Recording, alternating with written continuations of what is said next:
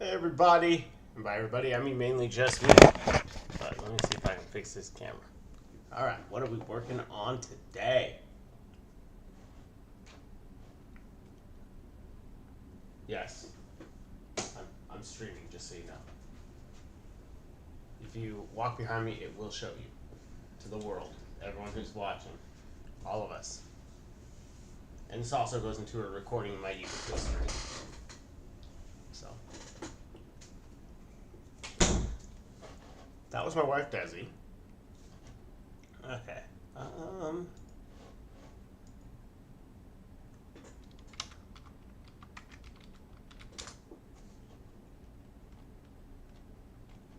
my gosh, where is it? History. It's gonna be so hard to find this thing. I have like a million videos because of my kid that are just, they're playing all these school bus songs and stuff like that. So let's see if I can get back down.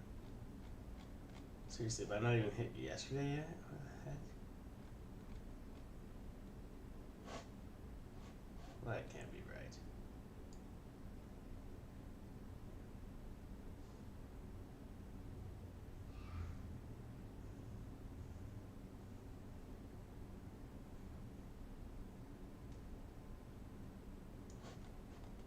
Do you hear that sound?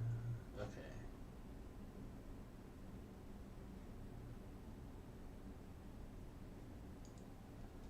All right, so now let me actually trace through all of our I noticed a thing yesterday. We don't want audio capture output, right?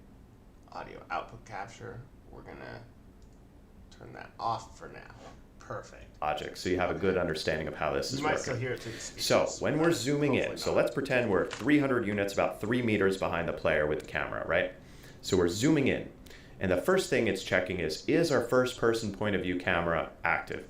If it's already active, You are still we don't need to hearing do anything else, right? We're already zoomed in all the way into our first person Okay, view. so this doesn't matter. But if it's not active, if that's false, and then zoom out, probably want to adjust the zoom out a little bit, because when I start zooming out, I'm I also can gonna still turn off see my video character's capture head a program 'cause little I'm bit. eating. Probably need to push that out a little bit more. But then we can zoom out and continue zooming out and continue zooming out and continue zooming out and continue zooming out and continue zooming out and continue zooming out and continue zooming out. I already fixed all I'm this. just messing around, guys. But basically, we can zoom out as far as we want. But we probably don't want that to actually be the case in our game, right? So we probably need to save. And then we can zoom out and admire our wonderful spaghetti, which isn't too bad, but this is the most complicated logic and blueprints we've done yet, right? And so based on last episode, we should probably collapse this to a function. But you heard me say last episode that one of the main advantages of functions are that they're reusable outside of the blueprint. And for this, for specifically the mouse zoom in and the mouse zoom out, I'm actually not anticipating using that functionality outside of this blueprint. And the reason is that it's the mouse that's doing it. And we might want to change from a third-person camera view to a first-person and vice versa, but that's not going to be handled this way. We're going to have some other function that we create to do that where it happens instantaneously. And so for this, because we don't need to reference it outside of this blueprint, it's really intended for our player, for our third-person character. I think we could use a different functionality instead called a macro. And macros are very similar to functions, but I want to go over some of the differences between the two so you know when to use a function and when to use a macro. So functions have the advantage that they can be referenced, they can be called outside of the blueprint. They can be referenced from basically anywhere in the game. And macros don't have that. So you would think, well, why ever use a macro? But macros have some functionality that's not available in functions. So for example, delay nodes, which we'll get into probably in about 10 or 15 episodes. Delay nodes are really useful because you can set a certain amount of time to pass before executing the next node in the string of nodes you want to have happen. And you can do that in a macro, but you can't do that in a function. And also macros can have multiple execution pins, so they can actually run more than one string of events that happen along the chain. So in summary, I tend to use macros for any features that are most likely not going to be referenced outside of the blueprint. So how do we collapse our functionality into a macro? Well, it's the same way we did with a function. So you can hold left click, drag, highlight everything, And then once it's all highlighted, right click, and directly underneath collapse to function, we have collapse to macro. Yeah. So, real simple. Oh, we should probably pull up our project.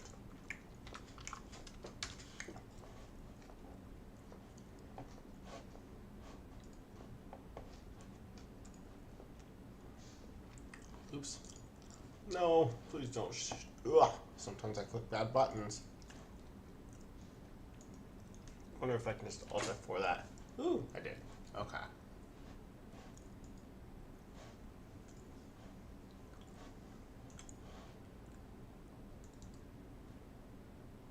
This is what we want. Okay. You can tell it's opening the right thing because it says saving my brother right there. Which is just a placeholder name. We'll see what this actually ends up being. I just want to get to a point where I have it functioning in a way. Like I want enemies. I want the character moving. He probably doesn't need to jump. It's definitely going to be sort of a Final Fantasy VII-ish type of thing. I don't think I'll need to jump. I don't even know if I really need to zoom in. I'm going to create the functionalities of like an ARPG, and then I'll decide to like limit or advance what my character can do based on what I think will be the most fun for players. And I might try and come up, eventually come up with something unique. So if I have a lot of features, I can choose what to use, and that's why I'm going to kind of make this very standard template, and then I'm going to use what I build. But for these, right, he's trying to tell you you can create macros off of here. So you just collapse it, and then you can call it whatever you want. Zoom in, and she's got a reference to that. And we'll just collapse this to a macro as well. Zoom out. Now let's check. Does this still work just the way it was?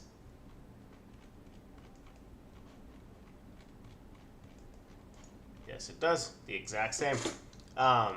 So something to know about that is you can actually have that function. And you can also, how would you have a delay? Oh, you can have a delay within here, right? So before this was collapsed to a macro, which I suppose you can expand it, right? If you were to have, there's these special nodes, right? So you can call, just pretend here, say you want it, before it does something, you want to have a delay, and you can set that by like 10 seconds or whatever, right? So you can add one of those in and collapse to a macro, but a function cannot have a delay within it. So that's why that's like one of the main reasons. And I can't think of any other that you would use macro instead of a function. So let me pull him back up, or no, what was I going to do? I was going to put myself back on camera here. There we go. Okay. So that's easy enough. And so for macros, once I get it into position, I can reference those on the left-hand side here directly underneath functions. So I've got my new macro 0. I want to rename that. I'm going to right-click, select rename, and we're going to call this our camera mouse wheel zoom in. And then we can do the same thing for our second set of functionality. Highlight that first and third person. Compile and save. Oh, and another thing, see, he's doing a really good job of like commenting and making sure everything works together. Like, look how nice. This is a good thing to do, and sometimes I don't. Let's see if I can align to the left here. Make sure. Oh.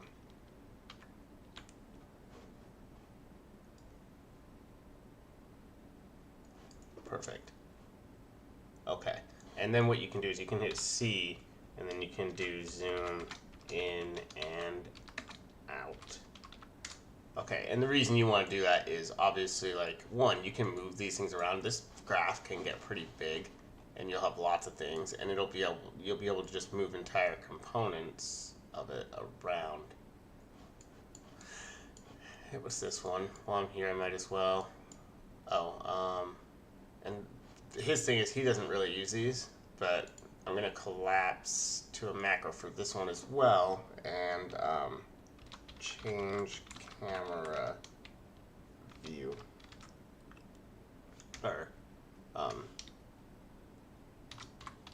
toggle camera view. Okay. And this one, actually, I think this one can go in with the others. Honestly, a lot of the times I'm not as good about this as I should be. It's not that I don't do it, it's just, yeah, so toggle zoom. This might be a bit redundant, because like if you came in and looked at this, you could see this pretty quickly just by looking toggle camera view, zoom in, zoom out, you know. But it kind of helps to have them sort of structurally like that. I do like it. Like, look how much cleaner that looks. I mean, these things are kind of... So if I go into those silly, macros, I can go into them just by double-clicking on one. Once you're kind and of there's our macro functionality. I'm just going to drag out the input. What's cool about macros is that, like I said, you can have multiple execution pins. So you could potentially have more than one of these that are doing different things depending on what comes into it. So I could just add another execution pin with this plus sign up here. We're not going to do that right now, but in the future we might have more elaborate macros. And then for the output, really you only need to hook this up if you want the macro to do something after the fact. So in our case, we don't need the zoom in to do anything. Oh, that's a cool note. Okay, so I was wondering about this. You see how there's no, like, you can't do anything after this. And I was like, well, that's not great. You can do this, and then if I compile that, go to viewport or event graph. See, now it has that. So anyways, that's a way that you can easily keep working after that macro is done if you had more code to do after the macro. Which, you know, there's probably after the macro. So we don't really need to hook up that output over here. But you could just do this in the future. All right, I'm going to close out of that macro. I'll just go into our other macro, and I'm just going to rearrange this, make it nice and neat, put our output there, even though it's not connected, compile and save, close out of that. Okay. All right, last thing, we're going to organize our build again. So we've got our mouse zoom sensitivity, and that variable we're going to classify under camera, and there's already a setting for camera. And that's going to place that variable along with our two components for our camera. And we've also got additional components up here that we created, so let's classify those too also under camera. There we go. That's one and our second. Compile, save. And same with our macros. So category, camera, category, camera. Now let's do one final test. So he's also doing something extra here that I wouldn't even think to do, and I don't really know why I would need to. But you can change categories, and I've not really messed with this a lot, but he's making them all be category camera. And for the sake of trying to get better at this stuff, I'm going to do the same. And he also changed the categories of his variables that are dealing with the camera to camera. And that might come in handy later, because there's probably like category, there's probably some types of things that you can do with objects of a certain category or something like that. So, you know, I'm sure there's some reasonable use. Save our entire level completely, and we're going to start working on our level environment. Hey guys, so far we've been working on blueprint updates for our character, but I'm looking around at our world here, and really, it's looking pretty dull and drab and gray. So we're going to pivot, start working on our level environment, and the very first thing that we're going to work on is our landscape. Fun, actually. I do need more work on landscape, so this is good. We've got 15 more minutes today, and it'd be good to get at least this started. Welcome to today's episode, and today we're setting up our very first landscape. We'll see how Think of a landscape as a base layer of canvas that we're painting on, except on top of that layer, we're going to have a three-dimensional canvas. So ideally, we're going to have as little of the landscape showing up in the world as possible, because the landscape is basically a two-dimensional flat image. It's like a floor of the world. And there is a way to make the landscape look 3D using something called virtual height maps, and it basically simulates a three-dimensional landscape. But the problem is that While using he's virtual talking, I'll height just maps, tell you, it doesn't I'm making accurately some reflect collision. folders So for because I know example, I'm if my gonna player's use that walking in in the the world future. and there's a rock jutting out of the we can go over landscape, each of them player's more, but foot's going to go right through it. basically, So these are just instead, we're different going to have types all of sorts of assets foliage and 3D that stuff are on going top to of our be used landscape. to, like, But build a game. regardless, we need to have that base layer. And that's what we're going to create this episode, but we're also going to sculpt the shape of it as well. And that's going to set us up to be able to paint our landscape in the next episode using our landscape layers. The very last thing we're going to do this episode is use an engine feature that's called Quixel Bridge to bring in our first new material into the world so that we're ready. All right, so in our last episode, we did a lot with blueprints, and we're not going to touch blueprints for a few episodes. Oh, no. So we're pivoting That's my favorite completely, thing is the and we're blueprints. talking about our actual level. And the very first thing I want to go over is what is a level. And if you go up to the top left corner under the File menu, you have this new level and open level, and if I go to new level, I can actually create all these different kinds of levels. And so what is a level? So think of a level as just an individual loadable level within your game, right? So your game can have a single level. It can have multiple levels where you start level 1, level 2, level 3, level 4. It's typical progression. But it could also have these little microcosms. You could have a main level, but then you could also have like another level where you take a portal and you get to that and all that sort of stuff. And so with our initial level that the game comes with, I'm basically conceiving this as a construct. And if you've ever seen the original Matrix, I'm not talking about the new ones, I'm talking about the old school 99, I think it's 98, 99, something like that. Yeah. And Neo wakes up with the thing in the back of his head, and Morpheus is there, and he goes, "This is the construct," in his amazing Morpheus voice. But basically, the idea of a construct in the Matrix is it's a place where they can load whatever they need for whatever they're about to do. And so I'm thinking of this initial level in that same respect. Like, it's not going to reflect the entire game world of the role-playing game I have in mind, but it is going to be large enough and sufficient enough that we can load in just about anything to test out gameplay. We could test out the design of new features and things. So this is perfect. What he's going to do is he's going to build a landscape, and obviously I'm going to do this too. I'm going to build out a landscape that is not the end goal, right? But it's something that I can do all my testing in. And also, a couple of things while he was talking, I didn't say, and I'm going to let him keep talking, but if you hold down Control and press any key, right, it'll save it to a bookmark. So like, let's just go to a place that we might want to pretend in this level, like, oh, this isn't a useful view. I have a full view of whatever's in here. Okay, I press Control 1, it saves it to a bookmark. Okay, I go over here, I'm looking at this stuff. Oh, what's that down there? Oh, geez, I lost my spot. Where was I? You just press 1, and you're right back to there. So that's kind of a handy thing. It may not seem that big a deal, but it actually does save some time as levels get bigger. So that's just what I was doing there. And I've got this test level set up, but I'm Things just gonna like that. wait for him to So I get to basically that. want like a playground, but not only that, I'd like a beautiful playground. And that's what we're going to make with this first level. That's really my goal and my vision with the next few episodes. So how do we start building our construct? Well, the first thing we got to do is we got to start making some space. So as much as I love you, our old monster truck ramp, I'm going to select and delete. Well, he's going to... And basically, we got to clear out everything that's currently in this world. But there's a few things I want to preserve, just a few. I want to preserve this middle piece for now, and it's actually several pieces. And then at least one of these blue cubes, because they're active physics actors in the world. I want to preserve one just to serve as a reference for the future. So I'm going to place one right on top of there. And then everything else in the world, you know, you can either delete individually by just selecting, but you can also delete multiple things at once by, for example, you select the top option, hold shift and select the bottom option.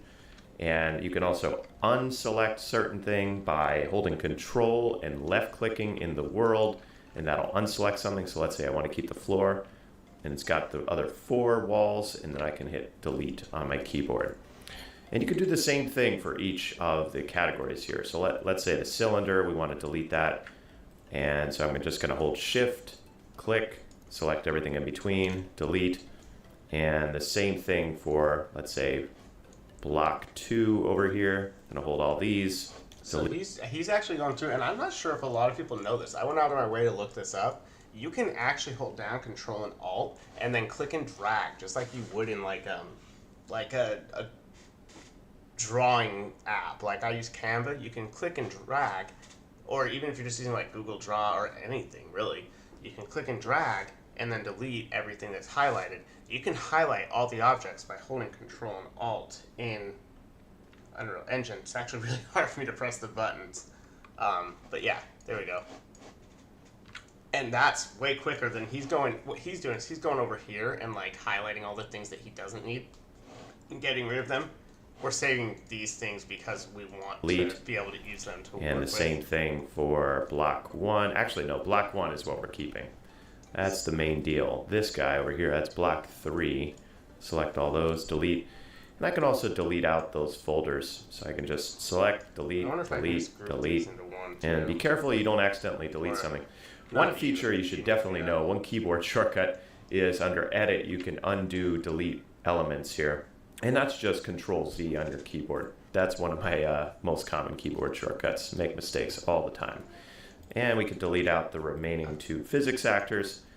And finally, we're going to delete out our floor. Oh, goodness gracious me. That's jarring, isn't it? The very last thing I'm going to do here is I'm going to reposition all of this stuff to really be in the very center of the world. So if I select the big cube here, and if I go over to the right-hand side, you see the location under the Details panel. You see the location is actually 1200, 1700. I'm going to actually change that to 0, 0. And that's going to put it right in the center of the world. You know, these I'm going to delete. I don't need those. And I'm just going to select the rest. We're going to hold Control for everything, including the blue cube. And I'm just going to move that over, reposition that to be directly adjacent to the main block. And that's where those grid lines can be really helpful, because you can make sure that it's precisely aligned. So I can just snap it into place. And that looks good right there. Do I got it in all 3? Yeah, I think all the dimensions, it's good. So we can go ahead and save our world there. So now it's time to bring in our landscape. But how do we do that? So one feature that I basically glazed over, I didn't even talk about at all in episode 3, was this select mode here. But for the first time, we're going to go into a different mode here on the left-hand side, and we're going to go into our landscape mode. And from the landscape mode, this is where we can import landscapes, we can create a landscape, we can sculpt a landscape, and we can... Okay, so I'm actually, this is sort of weird, but I just need to make sure that these are at 0, 0, 0. So I'm going to actually just put 1 at 0, 0, 0, and then I'm going to move the rest into line with that. He did the same thing. Also, I should probably show you guys, like, the guy who you could just go watch doing this stuff. Like, his videos, they're obviously quicker. If you're here you're watching because you like me for some reason, not because of the skill of what I'm doing. Let's see here.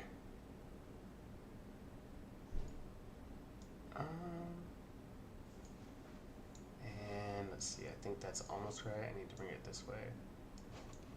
And let's bring this way. Hold up, what happened over here? Oh, I missed a guy. You need to come over and up, I assume.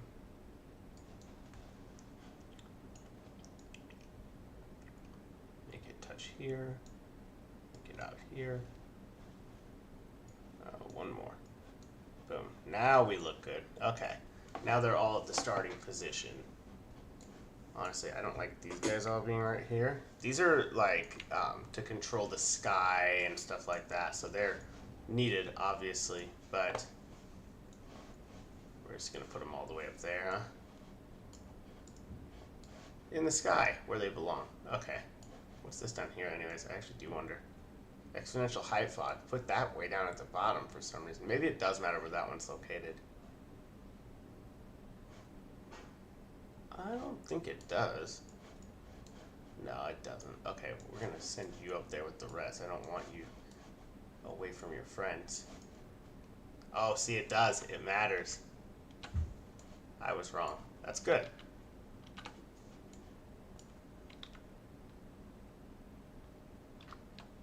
Okay. paint Now I know our landscape. we're going to go into landscape. And really, we're going to be focused on. Where's landscape? Hunter, hunter, hunter.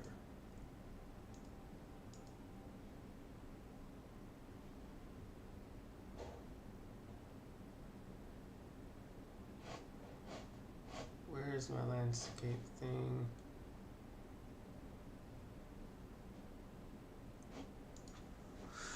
Oh yeah, right here. Okay. On the first two tabs up here, first bringing in a landscape. But for the first time, we're going to go into a different mode here on the left-hand side, and we're going to go into our landscape mode. And from the landscape mode, this is where we can import landscapes, we can create a landscape, we can sculpt a landscape, and we can paint our landscape. And really, we're going to be focused on the first two tabs up here, first bringing in a landscape, creating one from scratch, and then sculpting it just a bit. And so on the Manage tab, we're going to create a new landscape. There are third-party programs out there where you can basically sculpt a landscape like mountains and stuff, and then you can import it from a file right from here. We're not going to do that. We're going to stick right in the engine here, especially for this construct level that we're creating. Then we have this setting for Enable Edit Layers. And for this, I definitely want to check it, because this is what's going to enable us in our next episode to actually paint our landscape with different materials on different parts of the landscape. Then we have this setting for World Partition. And World Partition is a brand new feature to Unreal Engine 5, and it's what allows us to have a truly open-ended world in a game. And although we're not going to use this in this level because it's a small level, it's just a construct, we're definitely going to use it in our main level for our game. And then we have our material. And this is just our initial material for the landscape, so this is going to change next episode, but we can select an initial material. And what I found to look the best initially is this M-ground moss. So I'll select that there. And then the last setting we have to change is our location, because if I kind of go down here, I can see that our landscape is virtually cutting directly through this block. And that's because our Z is set to 100. Just going to set that to 0 instead at our base level, and so our landscape will be at the base of our block then. Yeah, that looks good. And we have some other settings here for section size, sections per component. You can have some pretty massive landscapes, but I think for the purpose of what we're doing here, 63 by 63 is going to be more than enough. So then I'll go ahead and create. And it might take a couple of seconds, but there's our landscape, and we have our moss layer here. And that's the material, that's basically the skin of the landscape that we're seeing. And I can zoom all the way out, and at this point, you know, what I'm going to do is I'm going to switch my camera speed to a little bit faster. I'm going to switch it to 6, and that's going to make it a lot easier to see.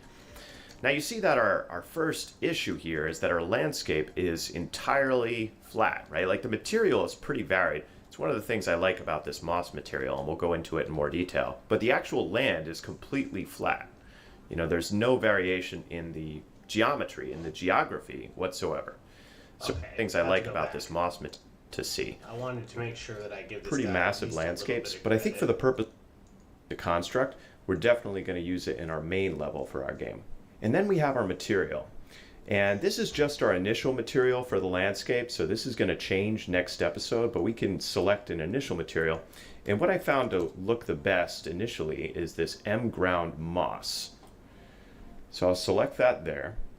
And then the last setting we have to change is our location, because if I kind of go down here, I can see that our landscape is virtually cutting directly through this block. And that's because our Z is set to 100. Just going to set that to 0 instead at our base level, and so our landscape will be at the base of our block then.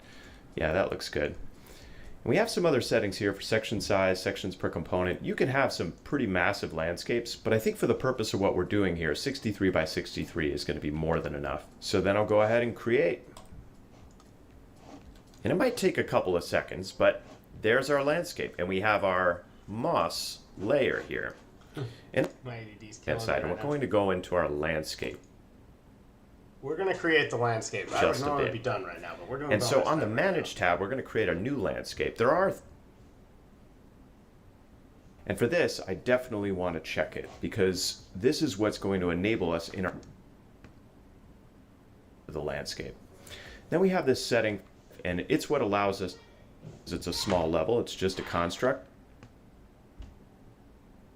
And this is just our initial material for the landscape, so this is going to change next episode, but we can select an initial material.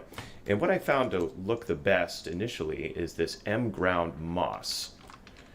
So I'll select that there. And then the last setting we have to change is our location, because if I kind of go down here, I can see that our landscape is virtually cutting directly through this block. And that's because our Z is set to 100. Just going to set that to 0 instead at our base level, and so our landscape will be at the base of our block then. Yeah, that looks good. And we have some other settings here for section size, sections per component. You can have some pretty massive landscapes, but I think for the purpose of what we're doing here, 63 by 63 is going to be more than enough. So then I'll go ahead and create. And it might take a couple of seconds, but there's our landscape, and we have our moss layer here. That's the cool thing. And that's the about material. landscape. That's basically the skin of the landscape that we're seeing. And I can zoom all the way out. And at this point, you know, what I'm going to do is I'm going to switch my camera speed to a little bit faster. I'm going to switch it to 6, and that's going to make it a lot easier to see. Now you see that our first issue here is that our landscape is entirely flat, right? Like the material is pretty varied. It's one of the things I like about this moss material, and we'll go into it in more detail. But the actual land is completely flat. You know, there's no variation in the geometry, in the geography whatsoever. So we're going to vary that up. So we've got some features here like sculpting, erasing, smoothing, flattening. And the first thing we're actually going to do is we're going to give our landscape some noise just to make it a little bit more unique and varied. But let me just go through the features here. So sculpting, this is what fundamentally like creates mountains. Like if I just hold my left click and I click and I drag and I create like some mountains, or, you know, and I can Control Z to undo that pretty quick. And erasing, it's the same idea, but the opposite. It erases height data. So if I sculpt and then I go here and I erase, then then it flattens things right back out to the original landscape you can height. See this one. And I'm just gonna undo all that. Smoothing, so if you have a very rough area and you want to smooth it out, that's exactly what it sounds like.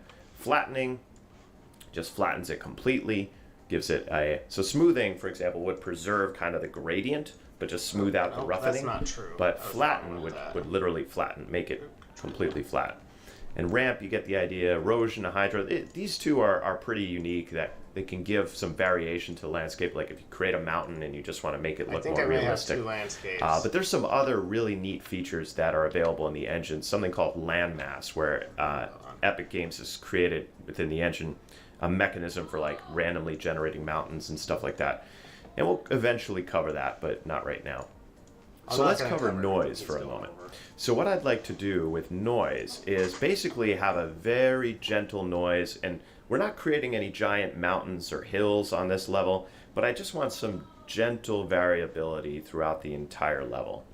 And you see that within the viewport here, I have this, what's called a brush, and the highlighted area, that's my brush size, and you can see the fall off of it, like how intense it is.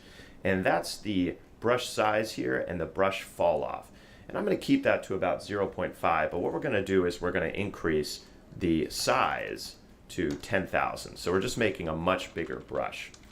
And what you'll notice is if I zoom out, that's a good thing to do here, and I do this, like look at, oh man, that noise is pretty intense, right? So very quickly I can get some pretty intense, jarring looking mountains. So we don't want that, so I'm going to do Control Z.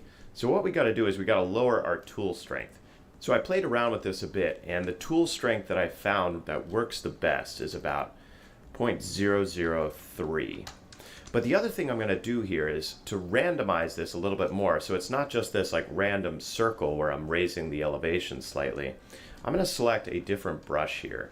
And I found that this star one, so it's basically like a different shape of the randomization, and you see it kind of randomizing as I go around. So then I'm going to hold left click, and I'm just going to drag that all around our level. So I'm going to zoom out quite a bit, and then I'm just going to hold left click and drag it all around. Your system might hold up here a little bit, but that's okay. So if you keep doing it, you just go around and around and around, and it is gonna randomize quite a bit over time. And once you've done it for a few seconds, then I'm gonna zoom back in, and we're just gonna take a look and see what that looks like. So now it basically looks perfectly flat still, right? But if you look just very subtly, you will see places where it's higher and places that it's lower.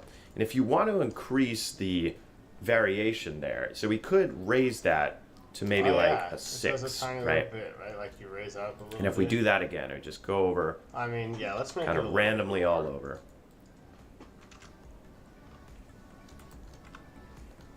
Let's see what that looks like now. So now it's a little bit more obvious. See, it's a little bit higher in one place, a little bit lower. So you could play with this, right? You can get it to exactly what you think is right. And you can even see in my middle area here that it got raised up quite a bit relative to the actual block. So now what I want to do, basically the idea I have for this construct is we're going to build a garden. And the very center of the garden, I'm going to have a lake, and then I'm going to have 2 rivers that, basically 4 rivers that intersect into the lake from the 4 corners of the garden.